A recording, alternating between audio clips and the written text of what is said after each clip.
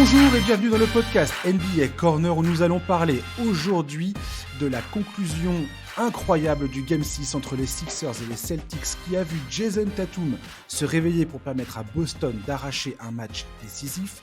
À l'Ouest, les Nuggets ont pulvérisé les Suns pour se qualifier en finale de conférence Ouest. Nous allons également évoquer les séries entre les Lakers et les Warriors ainsi que les Knicks face aux Heat. Pour m'accompagner, je salue immédiatement Charles qui me fait le plaisir d'être là. Bonjour Charles. Salut Josh, salut à tous. Charlie, quelle soirée encore. Franchement, le combo Celtics, Sixers, Suns, Nuggets m'a régalé. Je dis ça parce que là, la série entre les Suns et les Nuggets vient de toucher à sa fin. Donc c'est terminé.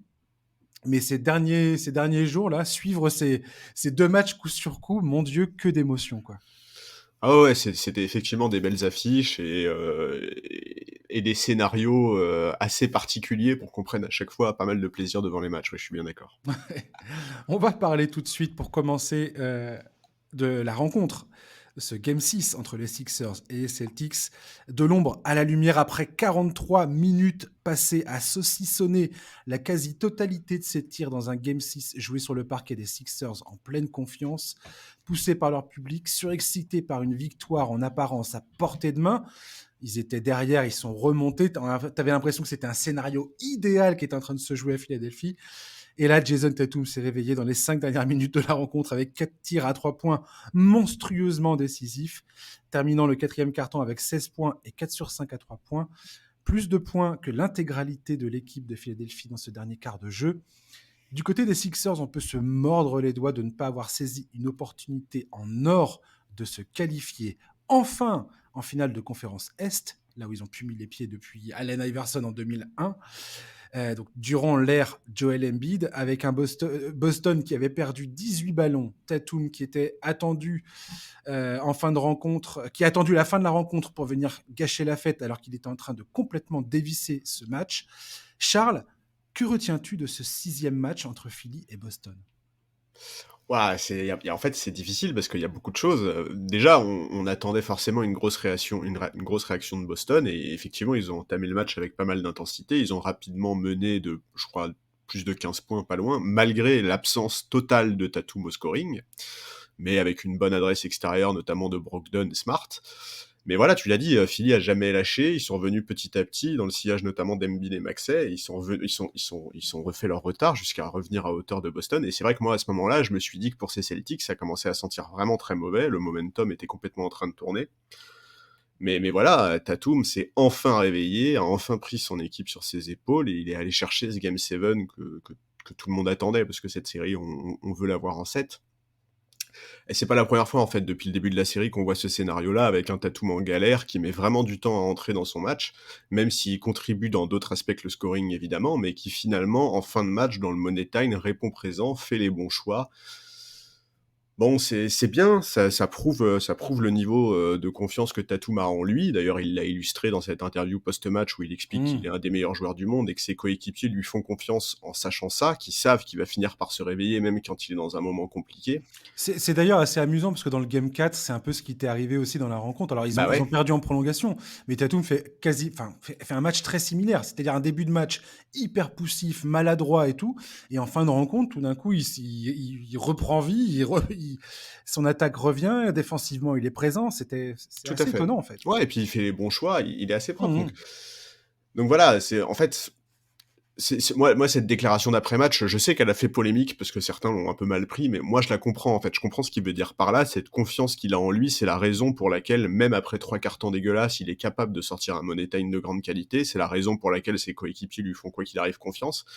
Maintenant, une fois qu'on a dit ça, faut quand même ajouter que si Boston veut aller au titre, il a pas le droit de faire ça en fait. Il a pas le droit de n'être irréprochable qu'en fin de match. Il doit être le leader de cette équipe tout au long des 4 quarts-temps. Il a un collectif de fous furieux à ses côtés et on l'a très bien vu cette nuit puisque je te dis, je crois que Boston avait 15 points d'avance alors que Tatum avait T'avais l'impression qu'ils avaient un point totalement marqué. le match en main. Et d'ailleurs, Ouais, c'est ça.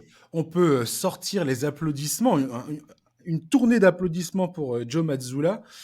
Je suis un peu méchant de le dire comme ça, mais il a remis Robert Williams titulaire pour la première fois de ses playoffs aux côtés de Al Horford, alors que c'était quand même l'an dernier avec Robert Williams et Al Horford dans le 5 majeur, de loin le meilleur 5 de Boston, notamment sur le plan défensif. Et encore, son utilisation laisse à désirer, puisque, quelque part, il les a pas fait jouer tant que ça ensemble. Mais cet ajustement a permis à Boston de recréer un petit peu cette puissance défensive à laquelle qu'on avait un peu perdu depuis le début de ces playoffs. Ouais, mais enfin, pour moi, c'est aussi pour ça qu'ils ont dominé l'entame de match. C'est parce qu'effectivement, ils ont commencé ensemble et tu l'as dit, après, au fil du match, ils ont pas eu beaucoup de minutes en commun, mais cette entame réussie avec l'inclusion de la présence, enfin, avec la présence de Robert Williams à la place de Derrick White dans le 5, voilà, ça a apporté de la taille. Tu permets d'épauler Horford à l'intérieur. Embiid a eu plus de mal à se faire plaisir dans la raquette, c'est normal.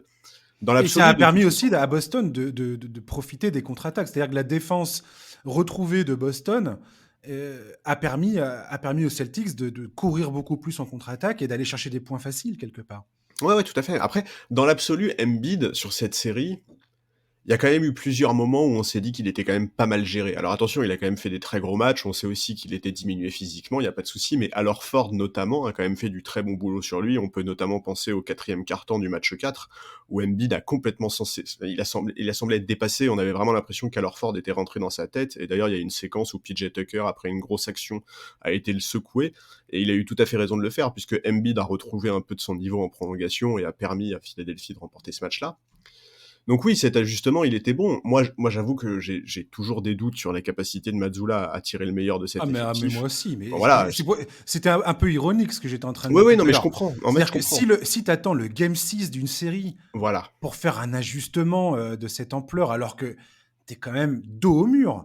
Ouais. Je veux dire, alors, mieux vaut tard que jamais, on pourrait me rétorquer, mais Mazzulla, je trouve qu'il s'en sort pas vraiment Non, bien, en il est fait, pas convaincant. dans ses playoffs. Non, non, il est pas convaincant, Il montre je suis vraiment des d'accord. grosses limites. Et c'est peut-être trop lui demander, quelque part. C'est le plus jeune coach de la NBA, je crois. Il a quel âge? 34 ans, un truc comme ça. Enfin, Ouais, si c'est le plus jeune, il a 34. c'était pas un des principaux assistants d'Ime Udoka. Enfin, voilà. Enfin, Mais tu vois, justement, t'es un on peu va pas parachuté. parler. Oui, c'est ça. Et c'est vrai enfin, l'impression d'ensemble de ces Celtics-là, en tout cas, moi, l'impression qu'elle me laisse, elle est loin de la saison dernière où j'avais quand même beaucoup plus le sentiment d'un groupe vraiment hyper soudé, complètement en mission, etc. Là, je sais pas, j'ai vraiment du mal. Ah, tu vois, le cas Grant Williams, par exemple, pourquoi est-ce qu'il est passé à la trappe, Grant Williams? Il était tellement important l'année dernière Mais dans l'état complètement. d'esprit, Mais l'intensité, complètement. il apportait des super bonnes séquences. Là, sur le match de cette nuit, Mazzulla, il utilise une rotation à 7 joueurs. Il y a que Brogdon et White qui ont eu du temps de jeu en sortie de banc. Mhm. Et c'est un peu dommage parce qu'on l'a dit plusieurs fois, l'effectif des Celtics, il est hyper intéressant. Ils ont tellement de Tout cordes à à fait. leurs arcs. Enfin, Et c'est un truc classique de coach en playoff, souvent. Ils réduisent leur rotation à minima, avec ouais, ouais. seulement 2 gars qui sortent du banc. Et effectivement, tu as tout à fait raison, Charlie. Quand tu vois l'effectif de Boston, tu te dis, mais franchement, comment t'en es arrivé là, en fait? À te dire, tiens, allez, je joue mes 7 meilleurs gars et puis j'irai jusqu'au bout avec, quoi. Alors que tu as l'impression vraiment il a jamais su, pour l'instant, exploiter le meilleur de cet effectif, clairement, quoi. Bah oui, c'est clair. En fait, c'est ça qui est terrible, c'est que on a l'impression de voir une équipe de Boston assez nettement moins forte que celle de la saison dernière, alors que je suis désolé, mais l'effectif est meilleur, quoi. Elle est moins, enfin, je sais pas. Ça Elle est paraît moins convaincante. un peu ridicule de dire ça, mais elle est moins dure, Ah, elle est moins intense, ouais, elle est je te moins, dis. voilà, il y a moins d'intensité. En fait, il se donne l'image d'un groupe en mission avec cette espèce de slogan Unfinished Business là, sauf qu'en Mhm. réalité, je suis désolé, mais si tu compares les deux équipes, celle de la saison dernière et celle de cette année, celle de la saison dernière donnait beaucoup plus l'impression d'être en mission, quoi. C'est voilà, alors est-ce que c'est uniquement de la faute de Mazzulla? Est-ce que ce qui s'est passé cet été avec Udoka a pas eu un impact profond sur le groupe? Est-ce que on sait pas tout ça, tu vois? Est-ce que Tatum est vraiment un leader C'est assez fou de reparler de ça maintenant, Charlie, parce qu'on avait parlé, toi et moi, au début de la saison, de la, comment dire, enfin, du débarquement d'Ime Udoka. bien sûr, Et oui, oui, bien on sûr. s'était dit, mais est-ce qu'il y a un moment, ça va vraiment se voir?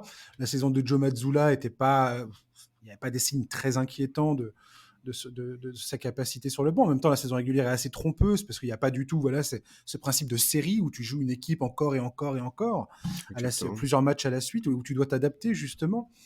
Et on voit clairement, avec d'autres exemples de coach dans ces playoffs, et la façon dont Boston galère pour passer tour après tour dans ces playoffs, bon, c'est là où tout d'un coup ça te saute aux yeux, quoi. Et ce qui est hallucinant, c'est que le timing du débarquement d'Udoka a fait que Boston n'a même pas pu reconfier les rênes de l'équipe à un mec comme Will Hardy, où clairement ils auraient préféré prendre ce mec-là qui est parti à Utah finalement. Mais s'ils avaient eu le choix, clairement ils auraient retenu ce gars-là, quoi. Ouais, donc voilà, c'est vrai que moi, Boston, j'ai des doutes sur Mazzulla. En fait, j'ai des doutes sur ce. En fait, Tatum a dit qu'il était blessé au poignet et qu'il allait peut-être avoir besoin d'une chirurgie cet été pour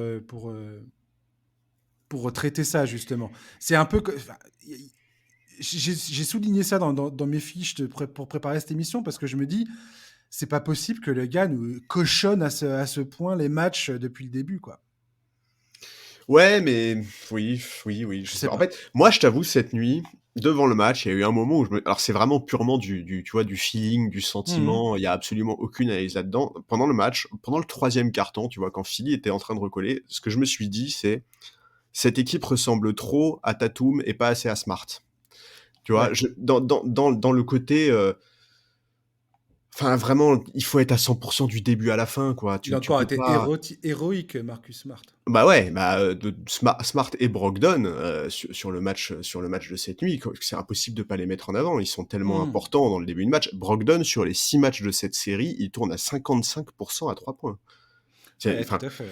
donc voilà, heureusement qu'il y a ce collectif pour sauver Tatum, parce que s'il y avait eu 20 points d'écart, tu vois, si Philly était devant de 20 points, Tatum aurait pu faire le money time qu'il voulait, il serait jamais revenu, quoi. Donc, Ah ouais, je pense que Boston attend aussi que Al Horford, il avait fait le match 3, il était à 5 sur 7 à 3 points dans ce match 3. tout à fait. Depuis, sur les 3 derniers matchs, il est à 2 sur 16 à 3 points, Ouais. dont 0 3 points inscrits sur le Game 5 et le Game 6. C'est un peu inquiétant. Oui, mais alors il est précieux en défense, mais effectivement au shoot c'est un problème et c'est dommage parce que le Game 3 ça nous avait tellement régalé avec cette séquence avec le journaliste là qui se fout un peu de Hmm. ses capacités de tireur et bah oui Ce que oui je veux mais dire par là, c'est que en fait, l'impression que me donne Boston depuis le début, c'est que tu sens qu'il y a un monstre endormi dans cette équipe, que quand ça part, quand la bête est lâchée, t'as l'impression qu'il pourrait rouler sur tout le monde dans ces playoffs, qu'il pourrait aller gagner le titre sans cligner des yeux. Et en même temps, il y a toujours un truc qui semble les retenir, quoi. en fait la question c'est est-ce qu'ils sont vraiment capables de lâcher la bête comme tu dis sur une période de temps suffisamment longue quoi parce qu'on parle pas de le faire sur un match en fait là. On parle de Mhm. le faire sur au moins une série. En tout cas, ce qui est clair, c'est que ce match 7, qui vient dimanche, c'est le très bon moment pour eux pour faire un énorme match. Moi, j'attends quelque chose, tu vois. Vraiment, j'attends quelque chose de très sérieux, de très solide, du début à la fin. J'attends Jason Tatum. En fait, depuis le début de ces playoffs, il y a énormément de doutes qui sont nés autour de cette équipe, alors que c'était quand même sur la ligne de départ, à nos yeux, une des principales favorites avec Milwaukee. Mhm. Là, c'est le moment d'effacer certains de ces doutes, ou au moins de prouver qu'ils ont la capacité de jouer un match, enfin de dominer un match du début à la fin. Et parce que vraiment, le match de cette nuit, alors ok, on est sur le money time de Tatum, on est sur le fait que collectivement, ça a bien répondu présent, avec, on l'a dit, Brogdon, Smart, etc. En attendant, Philly aurait vraiment pu le prendre aussi, ce match, quoi. Mais complètement. Tu Mais vois, c'est ce que j'allais dire. C'est-à-dire qu'on était à deux doigts de voir Jason Tatum faire un match qui reste à jamais gravé dans sa carrière comme ça aurait pu laisser une trace indélébile sur son CV, clairement. bah ouais, Et parce que au lieu de ça, si, il finit comme le sauveur de son équipe qui arrive à qualifier tout ça pour un match décisif qui se jouera à domicile. Et Boston qui commencera sûrement ce game 7 avec un certain momentum parce qu'ils seront devant leur public et ils sortent, euh, ils sortent de ce game 6 miraculé quelque part. ouais, tout à fait. Et il faut pas oublier que, bah, par exemple, si Tobias Harris fait pas un match cataclysmique, Si Embiid est un peu mieux servi dans le Money Time, peut-être que le résultat de ce match, il est très différent et qu'aujourd'hui, on parle de Boston en disant, bon, bah, les gars, cet été, il va falloir faire quelque chose parce que là, c'est pas possible de se faire sortir comme ça, tu vois. C'est, donc, donc oui, j'attends vraiment quelque chose de la part de Boston. J'attends mieux, beaucoup, beaucoup mieux. Et Tobias Harris, il faudra en parler un jour parce que 38 millions cette saison il touche. Alors je sais, Ouais. rappeler le salaire d'un joueur après un match loupé, c'est un coup bas, mais Tobias Harris, son contrat, ça fait longtemps qu'on en parle, qu'on doute de sa capacité à Ouais. prouver qu'il mérite ce statut. Tu sais, dans mes Et notes de match, j'ai quand même marqué que Tobias Harris avait une énergie défensive. Enfin, quand Philly fait son comeback et commence à repomper de l'énergie auprès du public et tout ça, avant que Niang marque ses vieux 3 points pour faire exploser la salle, c'était absolument génial. Euh, il n'a pas démérité, Tobias Harris. Il défendait comme un chien sur Jason Tatum. Et je pense que cette énergie déployée en défense lui a coûté. Franchement, je serais ravi d'être le premier gars à un peu rentrer dans l'art de Tobias Harris parce que c'est pas un joueur qui, je trouve qu'il est trop payé pour ce qu'il apporte à cette équipe. voilà. Et ça fait longtemps que je le pense. Mais pour le coup, dans ce match, je sais pas si j'ai envie de lui tomber dessus, tu vois. J'ai pas envie de lui tomber dessus, mais enfin, à 38 millions la saison, t'attends plus que de l'intensité. Voilà, c'est Bien tout. sûr, T'attends bien beaucoup sûr, plus que de bien l'intensité sûr. et de la défense. Et toi, tout à l'heure, on parlait de Jason Tatum, James Harden. J'ai pas envie de lui tomber dessus non plus. Mais Dans non. ce match 6, il est à 4 sur 16 au tir. Il perd 5 ballons, je crois. Il fait vraiment un match moyen. Mais je vais pas lui tomber dessus. Le gars a gagné 2 matchs. S'ils en sont là, c'est en grande partie grâce à lui, notamment avec ce match 1 héroïque. Euh, alors c'est pareil, après on pourrait discuter 15 heures de est-ce que c'est Philly, est-ce que c'est Boston, est-ce que c'est la contre-performance de Boston qui permet à Philly d'exister dans cette série. Quelque part, on s'en fiche de tout ça. C'est à 3-3, il y aura un match 7. James Harden, pour le coup, tous ces gars-là, James Harden, Jason Tatum, Joel Embiid, ils vont avoir ce match 7 de Jalen Brown, tous ces gars-là, vont avoir ce match 7 pour sortir, pour sortir le match de leur carrière. Clairement. Ouais, tout à fait. C'est un point à tous ces. Surtout quand tu vois l'état actuel de ces deux équipes, où ils en sont. Parce que mine de rien, Boston, je pense que s'ils avaient perdu ce match 6, on n'est pas à l'abri de revoir les sirènes venir nous chanter le. Est-ce que Jason Tatum et Jalen Brown sont bien ensemble? Est-ce qu'ils ne sont pas trop Ah bah redondants? c'est sûr. Ah non mais c'est C'est sûr sûr et et certain. certain. C'est sûr et certain. Euh, Qui est le vrai patron de cette voilà. équipe, machin, ouais, Et bien puis il y sûr. aura sûrement des décisions à prendre avec Al Horford qui est plus. Enfin bref. Il y aura plein de choses à discuter après coup. Oui, et puis le Kamazula. Voilà. Donc, quelque part, ce match 7, il est d'une importance vertigineuse pour ces deux clubs. Tout à fait. C'est hallucinant le poids qui pèse sur ces deux clubs au moment d'entamer ce match 7, quoi. Ouais, alors moi je trouve encore plus pour Boston, parce que si tu veux, enfin, faut se rappeler de ce qu'on disait à l'entame de la série. Embiid était absent. On savait très bien que quand il reviendrait, il serait pas à 100%. On avait des énormes doutes sur Doc Rivers, et au passage, Doc Rivers fait plutôt des bons playoffs. On avait des gros Complètement. doutes aussi sur James Ouh, Harden. Charles qui complimente Doug Rivers. Putain, faut que je t'ai enregistré, ouais, c'est bon. Enfin voilà, tu vois, Je t'en ressortirai la bande. aujourd'hui, il faut dire ce qui est. Si Philly sort de cette série, se fait éliminer en 7, bah, on sera pas choqué, on dira pas c'est un scandale, on dira pas, tu vois, on sera pas étonné de ça, Mmh. ça sera pas une contre-performance de leur part. Alors évidemment, on sera toujours sur le refrain de Embiid n'a toujours pas connu une finale de conférence, il serait quand même temps de passer le cap, etc., etc. Il y aurait sûrement des questions à se poser, mais enfin, ça ne serait pas une élimination anormale, quoi. Non, mais contractuellement, il y a énormément de questions à Philadelphie. Je l'ai Tout à déjà fait. dit dans le podcast l'autre fois, mais la nouvelle convention collective de l'NBA va changer énormément de choses pour tous les clubs dès cet été. Voilà. À Philadelphie, l'équipe de l'an prochain, de la saison prochaine peut être dramatiquement différente de celle d'aujourd'hui. Oui, c'est vrai, c'est vrai, mais Ça peut. Enfin, je veux dire, tu peux me dire, ouais, mais c'est le cas de toutes les équipes dans ces cas-là, Josh.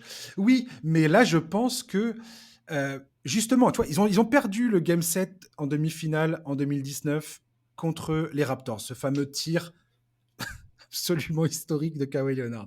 n'importe Ils ont quoi, perdu en 2021 contre Atlanta. Là, tu as raison sur le fait de dire qu'il n'y a pas à rougir du côté de Philadelphie, quelque part, ils se sont battus admirablement bien. Oui. Mais je sais pas. Moi, il me semble qu'il y a quand même énormément de questions en suspens qui seront là à l'intersaison, quoi.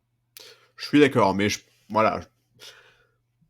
En fait, de toute façon, il y aura pas de problème avec Embiid. Il devrait pas trop y avoir de problème avec Maxey. Bon, voilà, tu vois, à partir de là, je suis pas inquiet pour l'avenir à moyen terme de cette équipe, quoi. Maxi, incroyable. Ouais. Je suis content de le voir performer enfin contre les Celtics qui lui donnaient vraiment du mal, même si à la fin de la rencontre, on a vu Boston le cibler sur les écrans pour le mettre sur Tatum pour que Tatum puisse balancer ses 3 points. C'était dommage, mais ouais. Bref, on verra ça. Écoute, j'ai hâte de savoir. Je pense qu'on va avoir ce match à une heure acceptable, non? Ouais, J'espère en tout cas. Y a pas encore, c'est pas encore décidé, je crois. Ils l'ont pas encore sorti.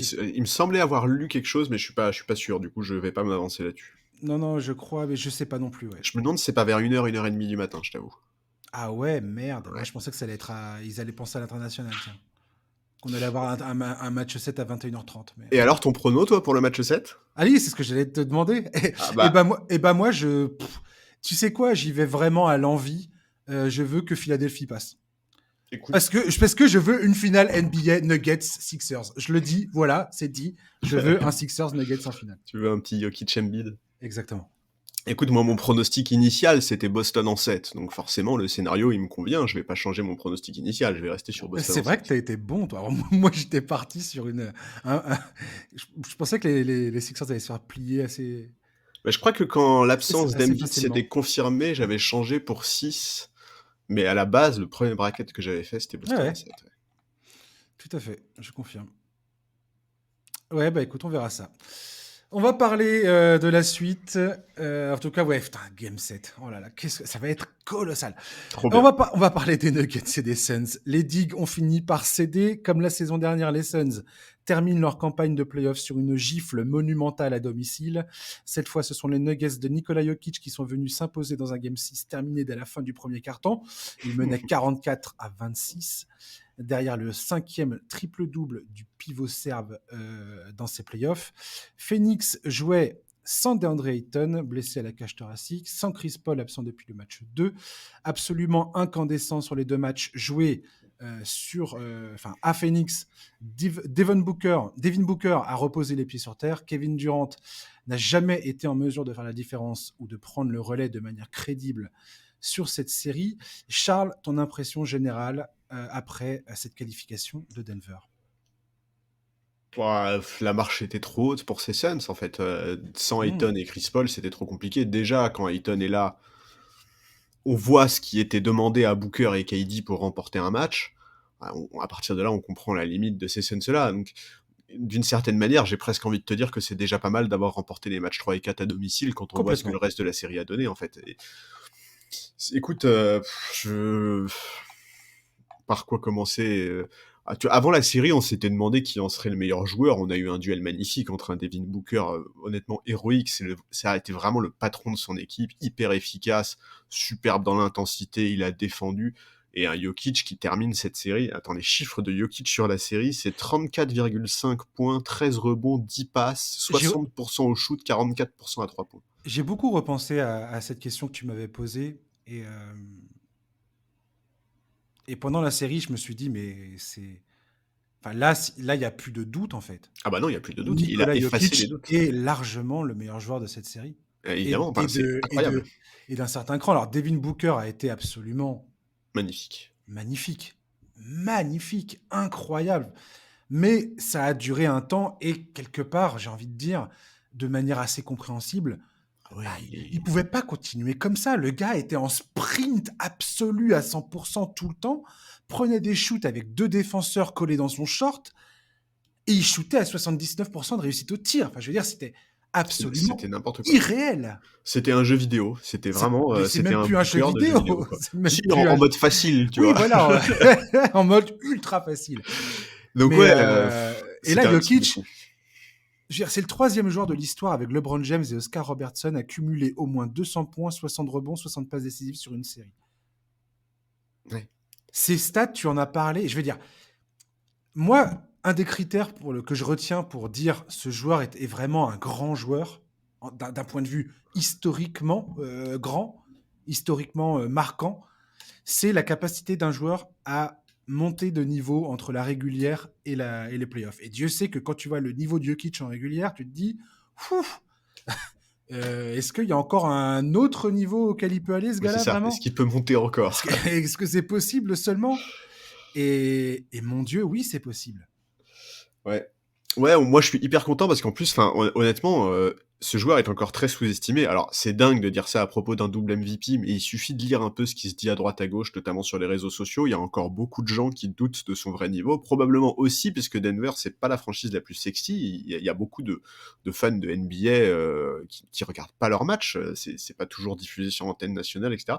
Là, ils ont eu une série face à une des équipes les plus médiatiques de la ligue depuis l'arrivée de KD. C'était une scène parfaite pour que Jokic démontre à quel point il fait partie non seulement des tout meilleurs joueurs de la ligue, mais de tout meilleurs joueurs de sa génération et même plus.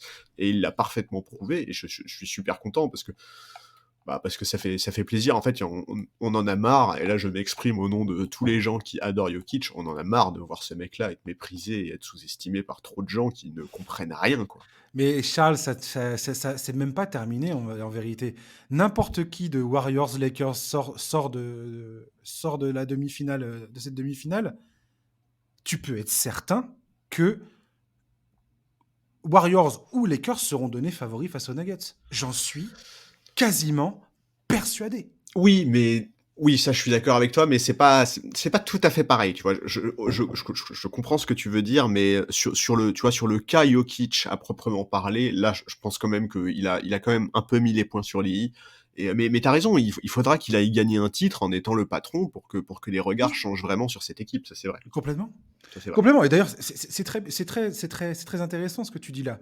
Parce que je serais probablement moins contrarié d'entendre dire les Lakers sont favoris ou les Warriors sont favoris, ne serait-ce que par rapport au pédigré de LeBron James et Stephen Curry qui ont déjà montré par A plus B qu'ils sont largement capables de mener une équipe jusqu'au bout.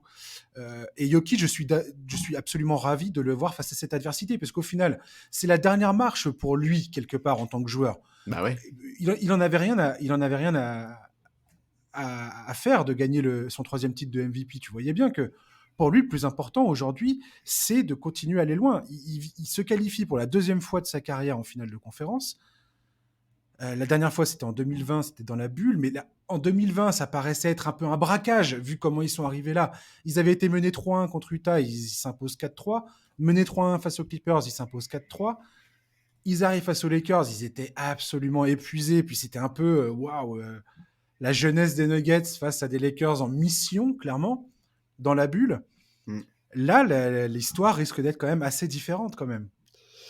Parce que cette équipe des Nuggets, comment elle est construite, par Calvin Booth d'ailleurs, que je suis absolument sidéré que ce gars-là n'ait jamais été dans la discussion du meilleur comment dire, JM de la saison, quoi. Parce que quand tu vois l'effectif qui est construit autour de Jokic, tout est construit autour de ce mec-là. Et Ah bah oui. c'est magnifique. KCP, Aaron Gordon, Bruce Brown, Christian tous, Brown. tous ces gars-là, c'est absolument... Cette équipe, elle a une profondeur de banc, il y a une cohésion collective, ça a du sens autour de Jokic, c'est hyper bien foutu. Et comme quand Tim Connelly est parti au Wolves, j'étais le premier déçu, j'étais en train de me dire, merde, c'est con, j'avais l'impression que ce gars-là était bien parti. Et Calvin Booth, c'était un GM qui semblait être trop vert, sans assez d'expérience. J'avais un peu peur que les Nuggets fassent un pas en arrière avec lui. Pas du tout. Et KCP, son expérience en tant que champion en titre avec les Lakers en 2020, justement, je trouve, est absolument...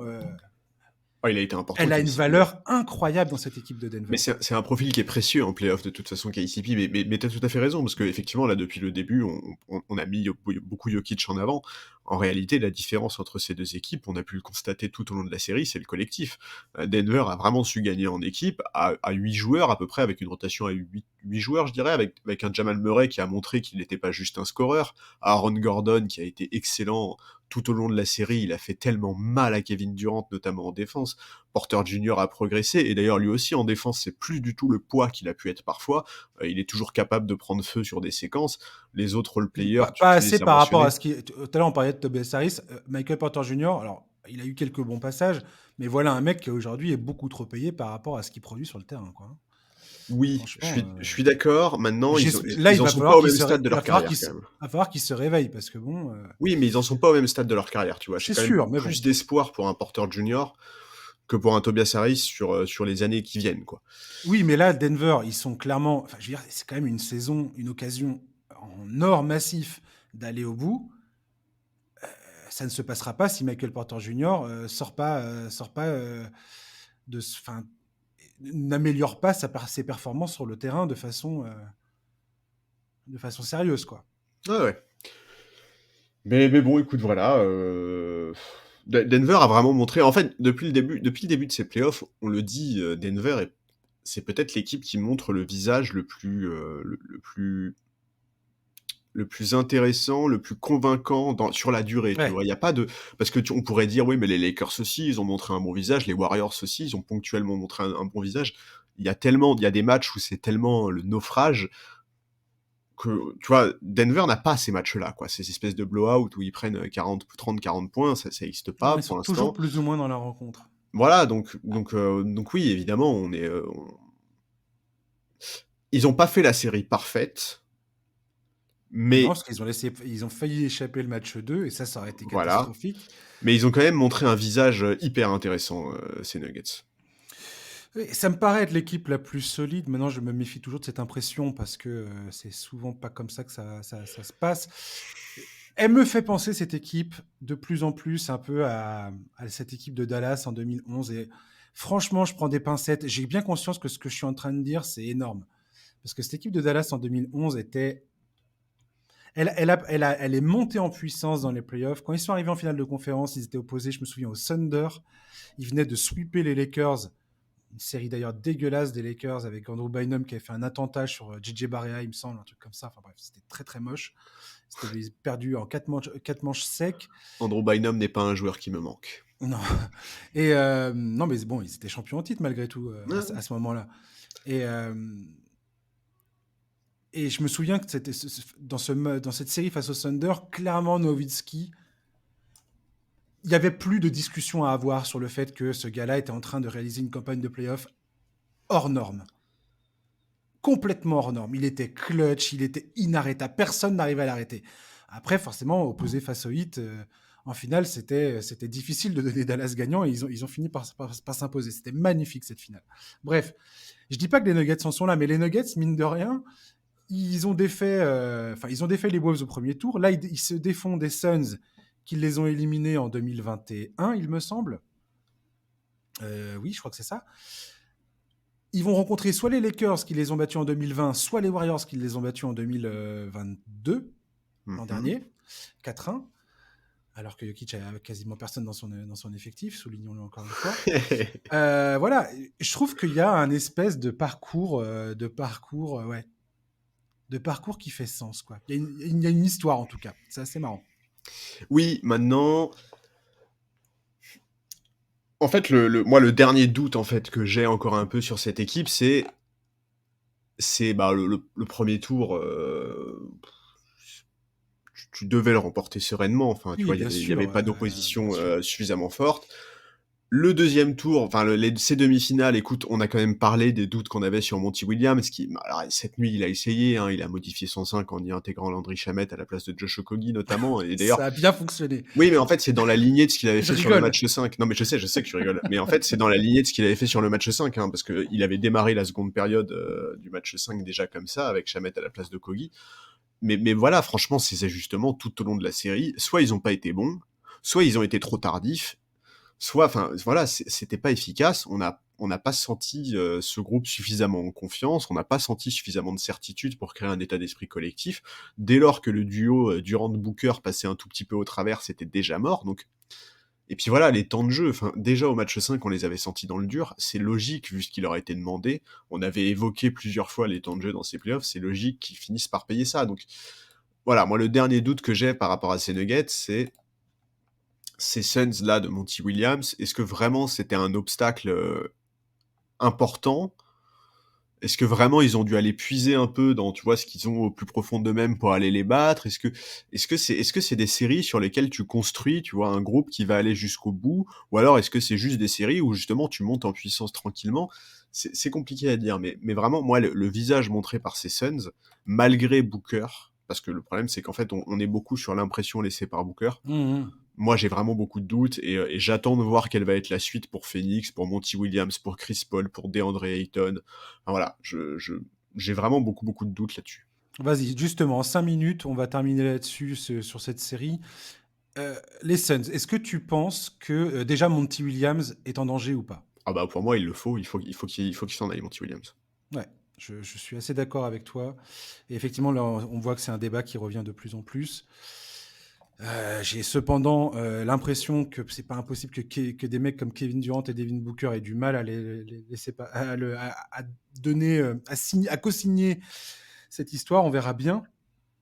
Parce que Matisse Bia vient à peine de racheter le club.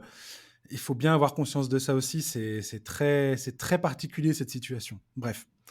Dans les contrats garantis, il y a Kevin Durant, 47 plus de 47 millions la saison prochaine, Devin Booker, 36 millions, DeAndre Ayton, 32,5 millions, Landry Shamet, 10 millions. Dans les options d'équipe et les contrats non garantis, il y a Chris Paul, qui est à moitié garanti sur ses 31 millions à peu près, C'est enfin ça. 30,8. Cam Payne, qui a un tiers de son contrat garanti, et Ish Wainwright, qui a une option d'équipe à 1,9 million. Et les free agents, ce sont Torrey Craig, Josh Okogie, TJ Warren, Jack Landell, Terrence Ross, Darius Bazley, Bismack Biyombo, Diamond Lee, soit la quasi-totalité du reste de l'équipe. Il n'y a pas vraiment de marge de manœuvre en termes de pic de draft. Il n'y a pas vraiment de marge de manœuvre à cause du nouveau, de la nouvelle convention collective, justement, pour aller signer comment ça s'appelle, les teams vétérans, tout ça, tous les petits contrats que les clubs avaient l'habitude de signer. Eh ben, c'est peut-être que ces contrats-là vont pas être disponibles cette fois. C'est même sûr, hein, ça dépend, ça va dépendre du salary cap. Donc j'ai l'impression que les Suns sont quand même dans un siège extrêmement inconfortable pour entamer cette intersaison.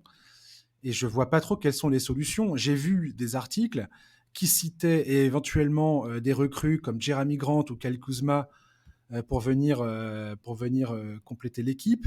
Et à la main, il y en a beaucoup qui sont en train de dire, ah tiens, Chris Paul, est-ce que ce serait pas le moment de le faire bouger C'est sûr. et de ramener, mais ramener qui?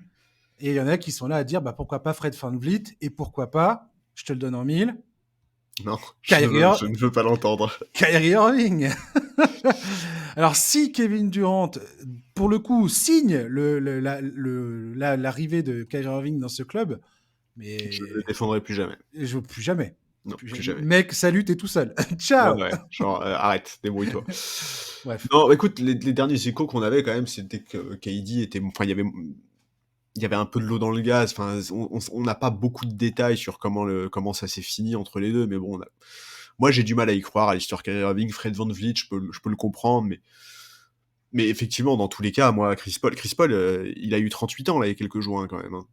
Donc effectivement, je pense que ça va être un cas dont il va falloir se Ouais. préoccuper. Il est Ouais, systématiquement blessé en playoff. Arrêtez. oui, et même quand il n'est pas blessé, bah, aujourd'hui, il a une production qui est quand même très en deçà de ses standards en carrière. Ouais.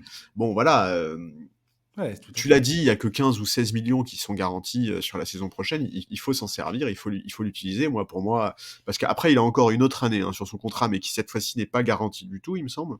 Oui, c'est ça, ouais. Donc, Et les contrats qui vont plus pouvoir signer, voilà, j'ai retrouvé le truc, c'est les mid-level. Les mid-level exception oui, c'est qui ça. vont être grandement impactés par la nouvelle convention collective. Tout à fait. Mais Chris Paul n'est pas le seul. Hein. Moi, je suis désolé. DeAndre Ayton, j'ai vraiment des doutes sur le fait qu'il soit l'intérieur dont a besoin cette équipe. Il y a un souci avec lui, je suis désolé, on n'a jamais retrouvé le joueur qu'il était lors de la campagne de playoff de 2021. Il est extrêmement frustrant, et je sais que je suis pas du tout le seul à le trouver frustrant. D'ailleurs, même Monty Williams se trouve frustrant, hein, il l'a quand même benché dans le money time du match 3, ça en dit très très long. Voilà, DeAndre Ayton, je suis pas sûr que ce soit vraiment le profil d'intérieur dont cette équipe a besoin. Et toi et moi, Voilà. on en a parlé un petit peu en off. Parce que oui, mes chers auditeurs, on fait des fois un podcast en entier avant même de commencer ou en terminant les podcasts. Euh, C'est vrai, l'amplitude, c'est l'amplitude tout de à fait vrai. l'amplitude de conversation est assez colossale. Bref, mais tu me disais que peut-être que le profil que cherchaient les Suns, c'était plus un profil, un mec comme Kevin Looney quelque part, un mec qui va aller au charbon, Bah, un peu un profil, pour être vulgaire, qui un peu va un faire profil le. éboueur, quoi. Voilà, Ouais, tu vois, voilà, ouais. un mec qui est là pour faire le sale boulot, qui se prend pas pour un autre, qui ne se voit pas, qui ne se rêve pas première ou deuxième ou même troisième option de son équipe. Juste voilà, un joueur qui sera là pour faire le boulot à l'intérieur. Et est-ce que Ouais, ce serait pas plus poser des gros pertinent, quoi? écrans, ouais, ouais. Bah, un mec comme Steven Adams, tu vois, ça serait Ouais. absolument parfait pour les Suns. Alors après, attention, c'est des profils de joueurs qui te demandent aussi de prendre ça en compte quand tu construis ton Tout effectif. à C'est sûr fait. que tu vas avoir besoin de, si tu prends un mec qui est pas capable de shooter, tu vas avoir besoin de mettre des shooters autour de Booker et KD.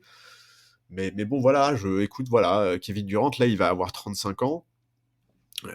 On sait exactement ce qu'il peut apporter, même si forcément le poids des années va commencer à se faire sentir, hein, et ça reste un être humain, mais quand tu vois le niveau de Devin Booker sur ces playoffs-là, moi, la paire Booker-Kevin Durant, je pense qu'il y a moyen de l'entourer beaucoup mieux qu'aujourd'hui, et éventuellement d'avoir sur le banc un mec qui serait capable d'apporter plus de variations, de tenter plus de choses, voilà, de prendre les bonnes Ouais. décisions. Je pense qu'avec un effectif beaucoup plus cohérent, et le chantier est colossal hein, pour les Suns, là, il y a vraiment énormément de travail. Mais je pense que ce qu'on a vu dans ces playoffs, le duo Durant-Booker, ça peut fonctionner si tu les entoures bien. Ouais, je suis d'accord. Mais va falloir vraiment batailler ferme avec tous les autres clubs de la NBA pour aller trouver les bons contrats et faire venir les bons gars, tout en jonglant avec les nouvelles contraintes de la convention collective, je le dis, je le répète. Ça va vraiment être très, très compliqué. Et c'est colossal le travail qui reste à faire là-bas. Et sûrement avec des décisions très compliquées à prendre, comme tu l'as dit, avec Chris Paul, avec DeAndre Ayton éventuellement. Je pense que Et là, il n'y a plus le choix, en fait. Il n'y a plus le choix du côté des Suns. Ils ont fait ce transfert pour Kevin Durant. Bah ouais. Alors, je vois qu'il y en a qui commencent à poser la question, est-ce que c'était une erreur ou pas? Est-ce qu'ils ont trop payé ou pas? Écoute, on va pas refaire l'histoire. De toute façon, maintenant, elle On le est. jugera à la fin. Voilà, c'est ce que l'équipe est telle qu'elle est. L'absence de Chris Paul a permis de révéler que Durant et Booker ensemble, ça peut être une machine de guerre absolument incroyable. Maintenant, faut qu'il y ait un effectif autour, quoi. Et je pense que la fin, aussi violente soit-elle, ou de ce que ça peut paraître, parce que oui, ça se termine sur un truc absolument. C'est moins violent que la saison dernière, quand même. Oui, c'est beaucoup moins violent que la saison dernière. Je suis tout à fait d'accord avec ça. Il y a beaucoup plus de façons d'expliquer ce qui s'est passé. Il y a beaucoup plus de façons d'expliquer pourquoi ça s'est pas bien passé in fine. Et, et je pense véritablement que les Suns, il y a quelque chose, mais là, il faut que dès l'intersaison, là, ça soit tout de suite cohérent. Ouais. Il n'y a pas de temps à perdre. Là, maintenant, ils ont le compte à rebours qui commence, ne serait-ce que par rapport à Kevin Durant. Et il va falloir allumer des cierges pour qu'il ne se reblesse pas d'ici là, parce que tu sais qu'il n'arrête pas de se blesser lui aussi Ah, il faut le depuis ménager, de toute quelques temps. façon. Enfin, depuis sa fameuse rupture du tendon d'Achille en 2019. Mais voilà, on verra. On verra comment ça se passe. Ouais, on verra. Mais en tout cas, Devin Booker, sur ces playoffs-là, a montré quand même que c'était... Enfin, l'évolution de Devin Booker par rapport au début de sa carrière est quand même hallucinant. Il faut se rappeler de ce qu'on disait sur lui au début de sa carrière, où il était très clairement plus préoccupé par ses stats personnels que par le fait de gagner un match avec son équipe. Euh, Aujourd'hui, le Devin Booker là qu'on a vu sur ces playoffs-là, c'est vraiment un mec qui peut aller loin en playoff, qui peut être vraiment le leader d'une équipe extrêmement ambitieuse en playoff, et ça, c'est important d'avoir vu ça. Un C'est vraiment assassin. le rayon de soleil dans cette équipe, quoi. Un assassin. Ouais. On va parler rapidement des deux dernières séries. Warriors-Lakers, les champions ne sont pas morts, du moins pas encore. Les Warriors ont réussi à s'imposer dans le Game 5 de leur série face aux Lakers en accélérant le rythme à chaque opportunité pour lancer des contre-attaques, pour éviter de se retrouver face à une défense posée des Lakers. qui clairement leur met sérieusement des bâtons dans les roues, pour tenter de fatiguer également LeBron James et Anthony Davis en les obligeant à sprinter à chaque minute passée sur le parquet.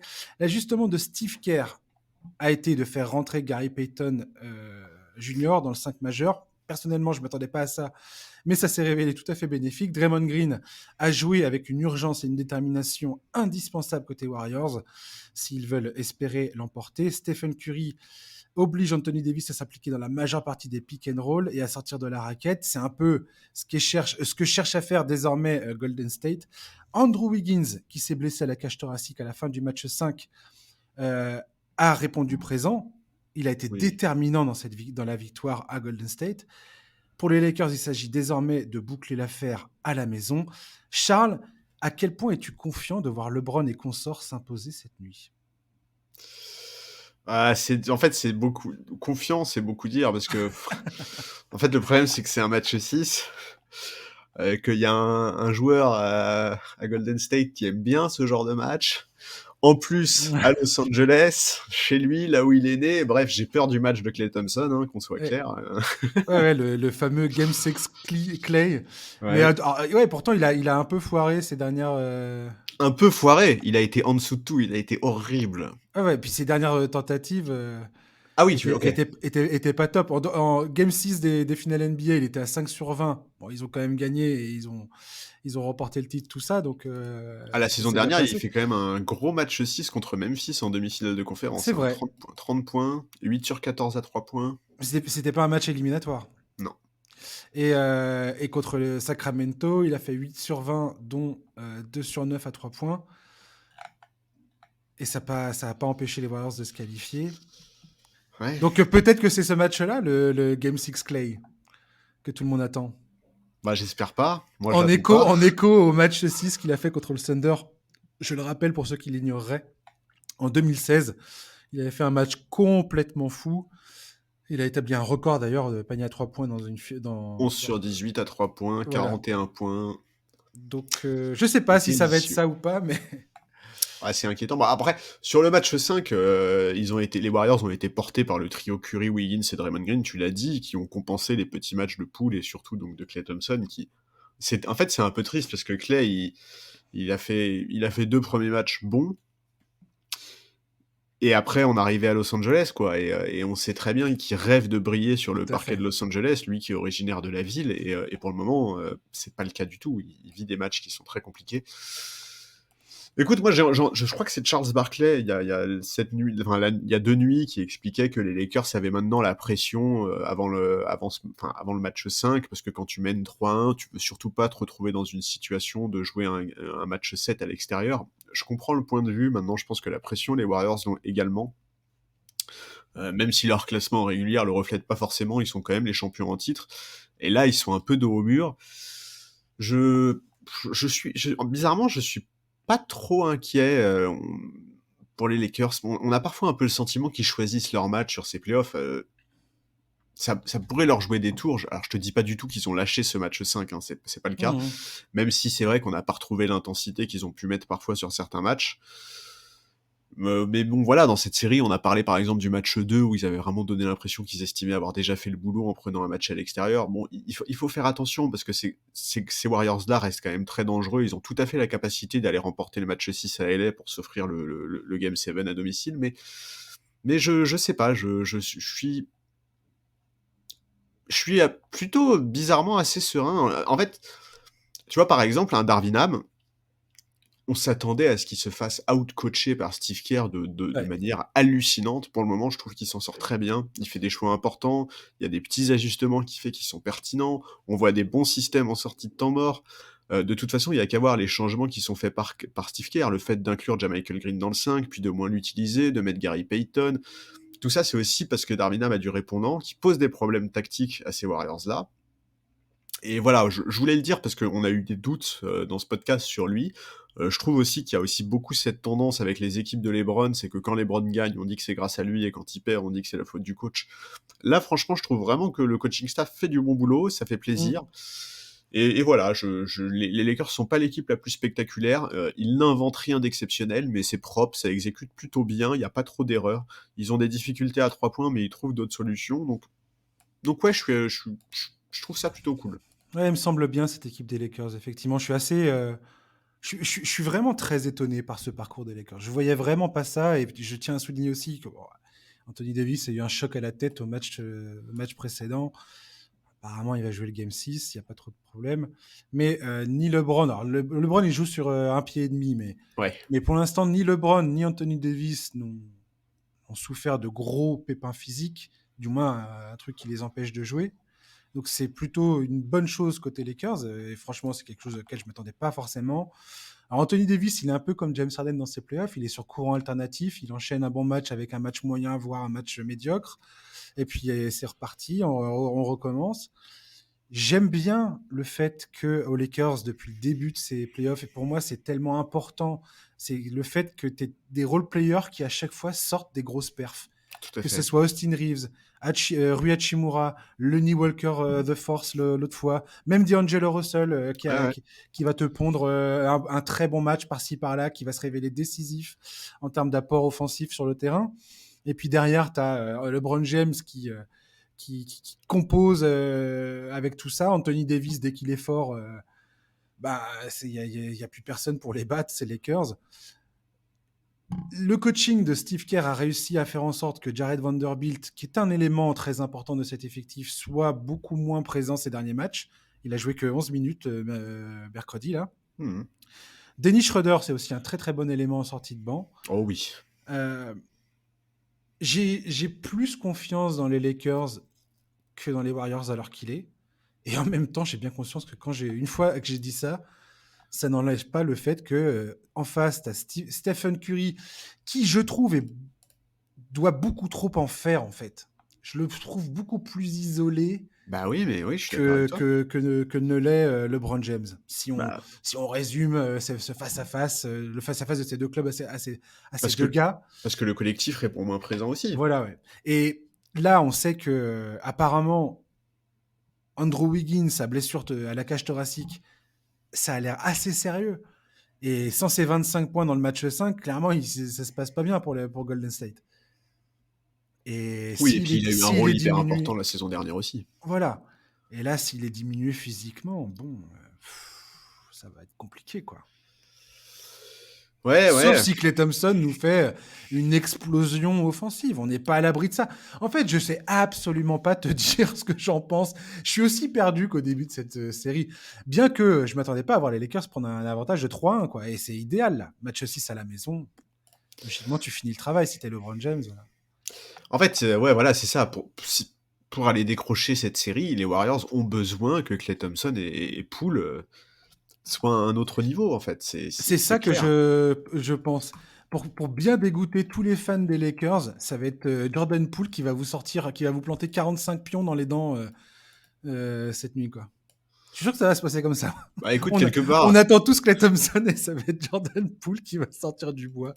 ouais, quelque part, c'est à la limite, si ça arrive, je vais te dire tant mieux pour cette équipe, parce que les playoffs que fait Jordan Poole, là, Oh la vache. on parlait du contrat de Tobias Harris tout à l'heure, Jordan Poole, Oh la bon, vache. va falloir un peu se poser quelques questions. Écoute, moi, c'est pas impossible, tout comme c'est pas impossible de voir un Anthony Davis à nouveau dominant, et Anthony Davis, il a fait des Ah matchs oui. absolument monstrueux dans ces playoffs. Ah mais pour moi, c'est la clé des Lakers dans toute cette série, de toute cette campagne de playoffs. C'est Bah lui oui, qui oui. déterminera jusqu'où vont les Lakers, quoi. Et sans même parler de son apport offensif, défensivement, il est hallucinant. On a entendu LeBron dire qu'il était le meilleur défenseur de toute la ligue. On comprend pourquoi il dit ça. Franchement, il est injouable. Il peut garder tellement de profils différents.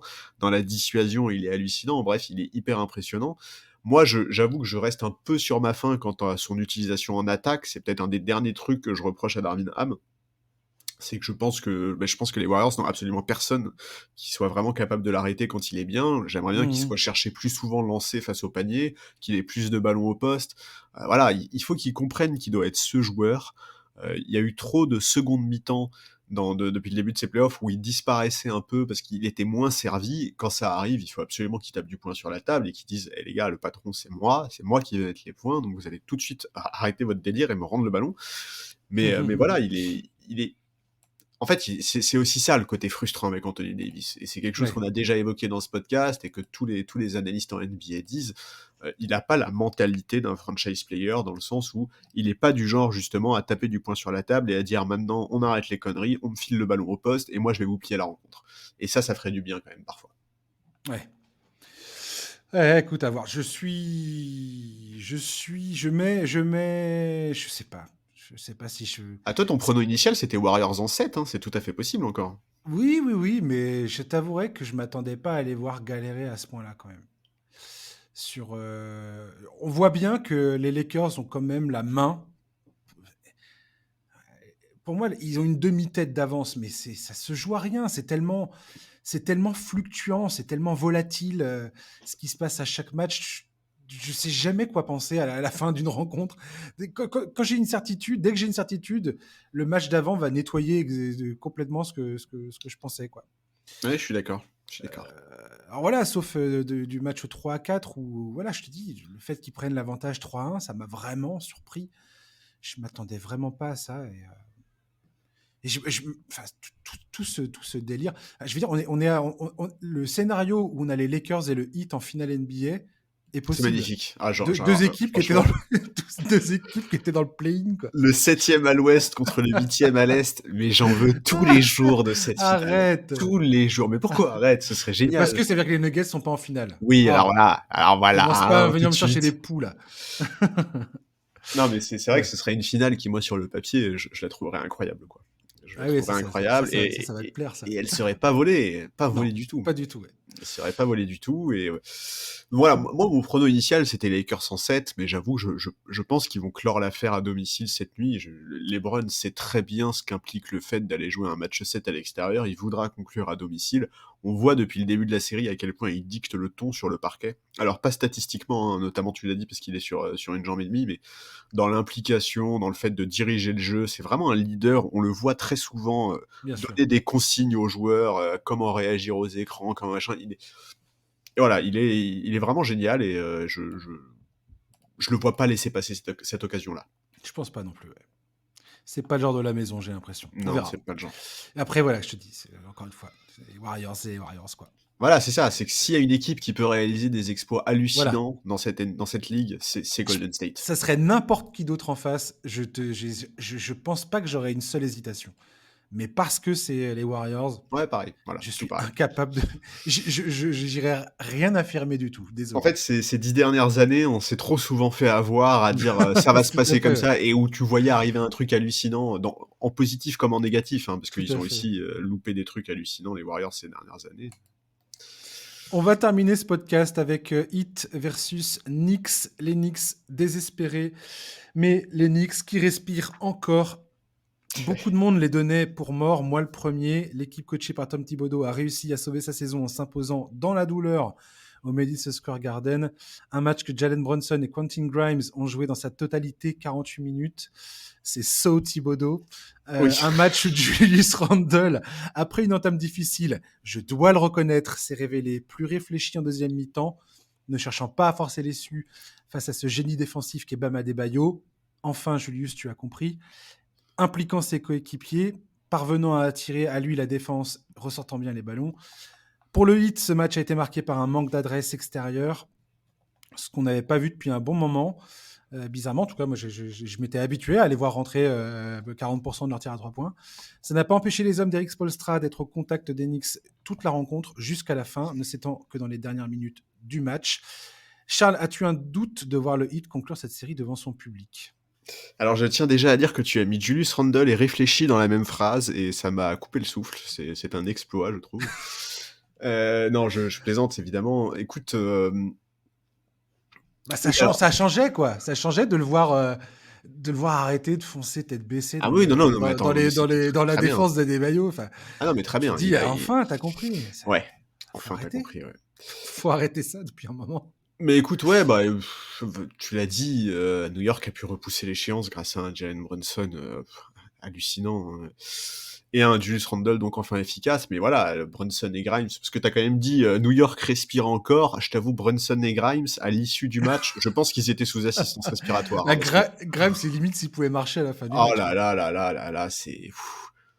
En fait, pour moi, c'est suicidaire ce qu'a fait Thibodeau, en fait. Bah, c'est du Thibodeau, Là, quoi. t'arraches un match, mais à quel prix? Et le match suivant, ça va se passer comment? En plus, t'as le voyage derrière. Non, mais en Tu vas plus, jouer c'est à Miami et enfin, ces deux mecs, ils sont indispensables à l'histoire. Tu vas pas me dire que t'arrives pas à leur trouver 5 minutes pour les faire souffler, sans déconner. non, mais en plus, ce qui est terrible, c'est que c'est quand même un Oh. match en plus où Miami, de son côté, est plutôt en galère, quoi. Tu vois, au shoot notamment, malgré une entame réussie, ils sont plutôt en galère. Et pourtant, et malgré ça, t'as besoin de faire ça. Enfin, c'est. Attends, j'ai trouvé une stat trop drôle. C'était quand la dernière fois que Tom Thibodeau a fait jouer un joueur toute la rencontre, comme ça, en playoff? Et Je ben, sais c'était pas. en 2014. Et tu sais quel joueur c'était? Non. C'était Jimmy Butler, Butler, ouais, bah ouais. à Chicago. Ouais. C'est énorme. Et les Knicks, ils n'avaient plus vu un duo de joueurs jouer la totalité du match depuis Walt Frazier et Jerry Lucas en 1972. Autant te dire une éternité. Mais après, tu vois, alors on va regarder le positif quand même. Mhm.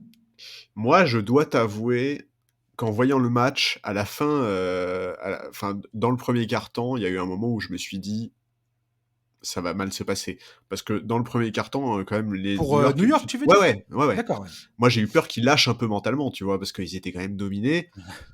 Et finalement, ça n'a pas du tout été le cas. Et dans les deux cartons qu'on suivi, ils ont montré certaines des qualités qui justifient leur présence en demi-finale de conférence. Hein. Mais tout à fait, mais tout Voilà. à fait. Mais par contre, on voit par quoi ça passe, en fait. Ça passe Mais par une domination retrouvée ouais. au rebond, ça passe par... Mais ils font un run absolument dingo. Ils collent un 18-2, je crois. Ouais. Après la fin du premier carton. D'ailleurs, c'est Randall qui est sur le banc et c'est Obi Toppin qui fait une entrée absolument héroïque. Bref, Obi Toppin, voilà, le ballon tourne mieux, il y a plus de, tout d'un coup, le collectif prend le dessus, quoi. Oui, et puis Mitchell Robinson domine enfin au rebond, quoi. Voilà, et est enfin, il arrive à rester sur le terrain, quoi. Mais ça n'empêche pas Miami, à la fin du match, de venir leur souffler derrière l'oreille, quoi. Bah oui. Et quand j'ai vu ça, je me suis dit, ce match aurait dû être un match dominé par New York, en vérité. Jamais ils doivent se faire remonter comme ça.